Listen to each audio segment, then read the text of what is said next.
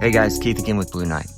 We're going to get into the final part of this three-part series covering this very interesting self-defense case. There is a lot to unpack here. Get ready. Before we get into this, I want to discuss a psychological phenomenon. It's what's known as motivated perception. And we're going to talk about this with the first video and the last one. The way motivated perception works, especially in the context of that first video, is whatever information we don't have, we tend to create based on our own information, knowledge, and biases that we have whenever we take in information. So in the initial video, what you think you see is a man pointing a firearm at a, quote, unarmed man. I chose this particular video and this particular use of self-defense because of how hotly debated it was, because people were saying that this guy was unarmed. But they didn't do the research into this. So we're going to get into it.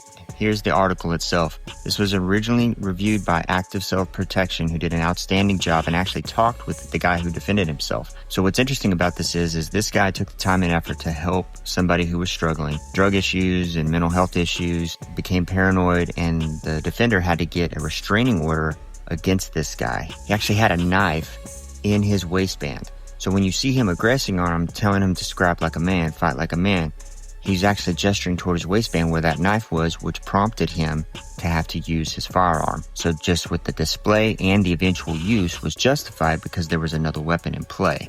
I wanted to emphasize and focus on this particular use of self-defense, not just because of the legality of it, but because of how important it is to be able to critically think. And not just critically think whenever you see a video and you have to choose whether or not you're going to react to it immediately, but in that life or death, you're being aggressed upon moment. Can you critically think and make sure that you're maintaining a reactionary gap, using verbal commands, having a safe and ready weapon when you need it in order to protect yourself? These are all things that you must consider. And I'm encouraging you guys to, again, stay out there, stay training, reach out to us anytime you need that training.